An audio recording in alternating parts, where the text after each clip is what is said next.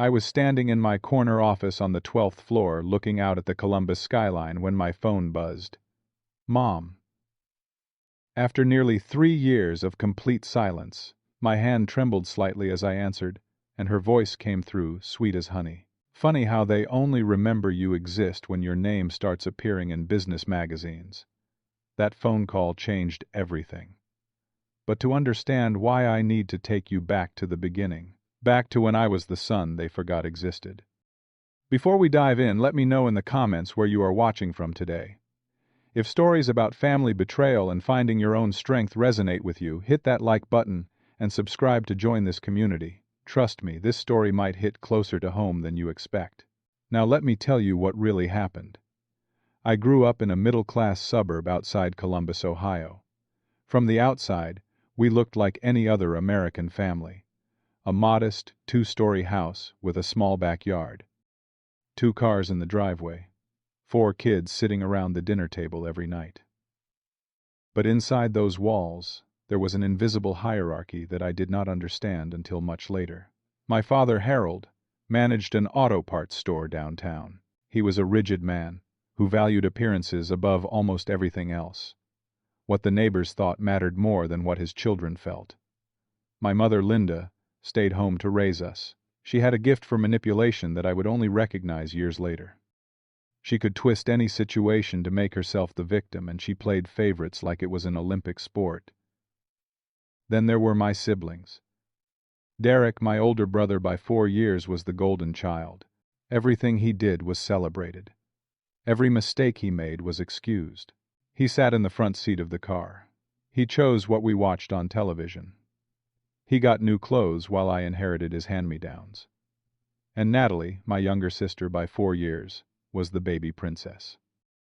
Mom doted on her constantly. She could throw tantrums and never face consequences. She was forgiven before she even apologized. And then there was me, Terry, the middle child who somehow always seemed to be in the way. I had the smallest bedroom in the house tucked away at the end of the hallway like an afterthought. I wore clothes that Derek had already worn thin. When family decisions were made, nobody asked my opinion, but I kept trying.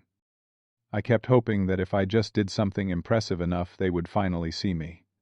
When I was 14, I made the varsity basketball team. It was a big deal for a freshman. I practiced every single day after school, staying late until the janitor kicked me out of the gym. When we made it to the championship game, I was so excited I could barely sleep the night before. I told my parents about it all week. Mom promised they would be there. Dad said he would leave work early. The game was intense. We were down by 2 points with 30 seconds left, and somehow the ball ended up in my hands. I drove to the basket, heart pounding, and scored the winning shot. The crowd erupted. My teammates lifted me onto their shoulders. It was the greatest moment of my young life. And then I looked up at the bleachers. Their seats were empty. I scanned the crowd 3 times, convinced I must have missed them. But they were not there. They had never come. When I got home that night, still wearing my jersey, still carrying that trophy feeling in my chest, I found them in the living room. Dad was watching Derek practice guitar. Mom was clapping after every chord. I stood in the doorway, waiting for someone to notice me. Finally, Mom glanced over. "Oh, honey, we forgot. But Derek had his practice, and you know how important his music is. No one asked if we won. No one asked how I played. No one said sorry." I went to my room and closed the door quietly. I did not cry. I just lay there in the dark, staring at the ceiling, trying to understand what I had done wrong. My 16th birthday came and went, like a whisper. When Derek turned 16, they threw him a massive party. 50 guests, a DJ, catered food. When Natalie turned 16, she got a car. A used Honda, but still her own car, with a big red bow on the hood. For my 16th birthday, we had a regular family dinner. Mom bought a cake from the grocery store on her way home from somewhere else. The frosting was smeared because it had been sitting in a hot car. There were no candles because she forgot to buy them. "We cannot afford a big party every year, son," Dad said when he saw my face. "You understand." I nodded. I always understood. That was my role, to understand, to accept, to make myself smaller so everyone else could be bigger. The final confirmation came when I was 18. I had been accepted to community college. The tuition was modest, about $8,000 a year. I had worked part-time jobs throughout high school, but I still needed help. Derek was at Ohio State University by then. Full tuition paid by Mom and Dad. They had already promised Natalie they would pay for her college too when the time came. So I sat down with my parents one evening and asked for help. Just $8,000 a year. I would work to cover everything else. Dad did not even think about it. "We have already stretched thin with Derek," he said. "Get a job. Pay your own way." Mom nodded in agreement. "You are smart, Terry. You will figure it out." I sat there for a moment processing what had just happened. $40,000 for Derek. A promise of full support for Natalie. And for me, figure it out. That night something shifted inside me. The hope I had been carrying, that desperate belief that someday they would see me, finally died. It did not shatter dramatically. It just quietly dissolved, like morning fog burning off in the sun. I stopped expecting anything from them. Instead, I made a plan. For the next 6 months, I worked 2 jobs. I woke up at 4:30 every morning to work the opening shift at a coffee shop. After school, I went straight to my evening job stocking shelves at a supermarket, until 11 at night. I saved every dollar I could. I ate cheap. I did not go out with friends. I had one goal: get out. The day after high school graduation, I packed everything I owned into 2 worn suitcases. It was not much. Some clothes, a few books, a laptop I had bought used. Dad was in the living room when I walked out. He looked up from his newspaper and said, "Good luck out there. Do not come crying back." Mom did not come to say goodbye. She was in the kitchen making lunch for Natalie. I walked to the bus stop and waited in the morning sun. When the bus came, I climbed on and found a seat by the window. As we pulled away, I looked back at the house one last time. I did not feel anger. I did not feel sadness. I just felt empty, like I was leaving behind a place where I had never really lived. That day, I did not just leave home. I left behind any expectation that they would ever truly see me. But what I did not know then was that the hardest part was not leaving. It was building something from nothing while everyone expected me to fail. The first 2 years on my own were brutal. I found a tiny apartment that I shared with a former classmate. The place had no air conditioning, and during summer it felt like sleeping inside an oven. But it was mine. Well, half of it was mine. That was enough. I enrolled in community college and immediately started juggling multiple jobs. My alarm went off at 4 in the morning for my paper delivery route. I would ride my bike through empty streets, throwing newspapers onto porches while the rest of the city slept. Then I would rush home, shower, and head to class. After class, I would go straight to my evening job at a small computer repair shop where I worked until closing. I slept maybe 4 or 5 hours a night. I ate ramen noodles and peanut butter sandwiches. I lost 15 pounds in the first 3 months because I often forgot to eat between running from one obligation to the next. But something unexpected happened at that computer repair shop. I discovered I was actually good at fixing things. Not just good, really good. Customers started asking for me specifically. They would bring in laptops and desktops with problems that had stumped everyone else, and somehow I could figure them out. There was something satisfying about taking something broken and making it work again. The owner of the shop, a grumpy old man named Walter, noticed my skills but never rewarded them. When revenue increased because of my work, he did not offer me a raise. When I asked for one, he laughed and said I should be grateful to have a job at all. So I started taking side jobs. After my shift at the shop ended, I would visit people's homes to fix their computers, set up their internet, teach elderly folks how to use smartphones. I built a simple website, advertising my services. It was nothing fancy, but it worked. Then when I was 20 years old, everything almost fell apart. My car broke down. It was an old beater I had bought for $800, and the transmission finally gave out completely. The repair would cost more than the car was worth. Without a car, I could not do my paper route. Without the paper route income, I could not make rent. I sat in my dark apartment that night, staring at my phone. I had not spoken to my family in 2 years.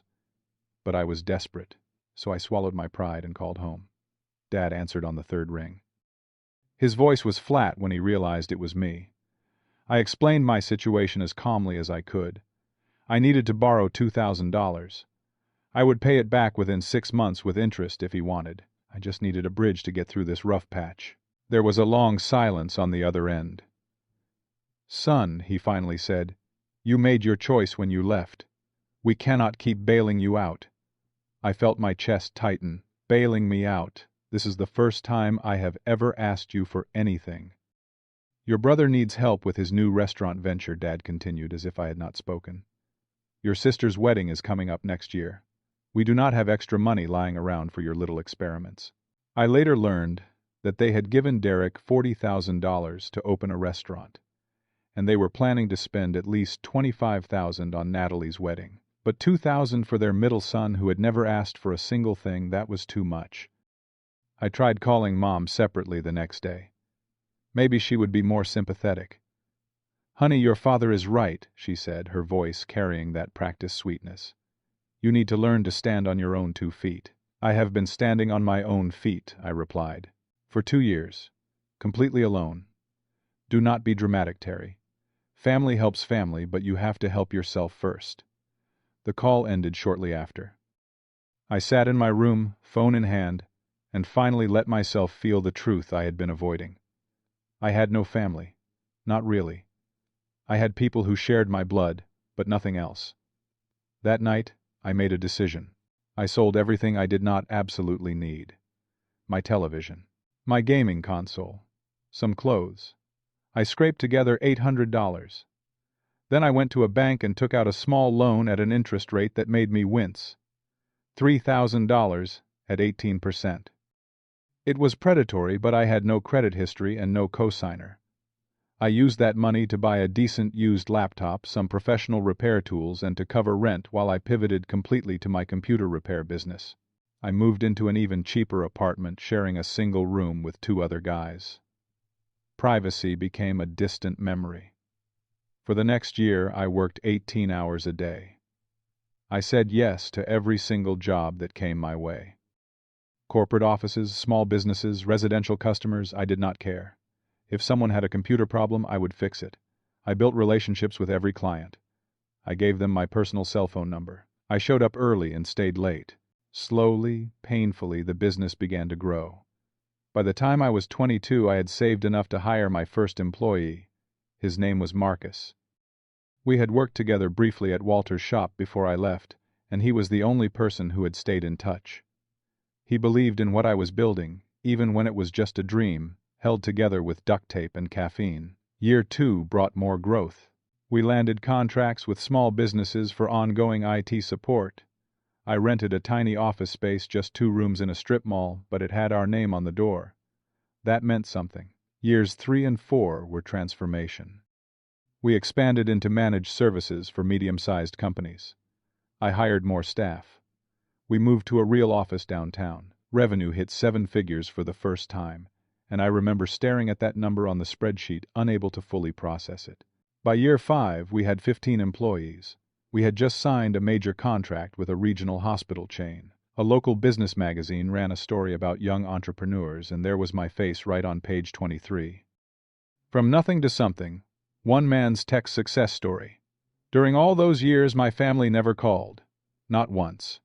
No birthday messages, no holiday greetings, no congratulations when I could be found in public records as the owner of a growing company. I was not invited to Natalie's wedding. I saw photos on Facebook afterward, everyone smiling in their fancy clothes, and I was not in a single picture. I thought about reaching out sometimes. Late at night, when the loneliness crept in, I would pick up my phone and hover over Mom's contact. But then I would remember Dad's words about not coming crying back. I would remember Mom telling me to stand on my own feet while handing my siblings everything they wanted. I had learned my lesson. Do not hope for what they cannot give. For 5 years I was a ghost to them. Then suddenly, when my name started appearing in places they could not ignore, I became visible again. But not as their son, as their opportunity. The first contact came about 3 months after the magazine article. I was in my office reviewing contracts when my phone lit up with a name I had not seen in years. "Mom, I let it ring twice before answering. "Terry, honey." Her voice was warm in a way I did not recognize. "It has been so long I saw your picture in that magazine. We are all so proud of you." I leaned back in my chair, trying to process the cognitive dissonance.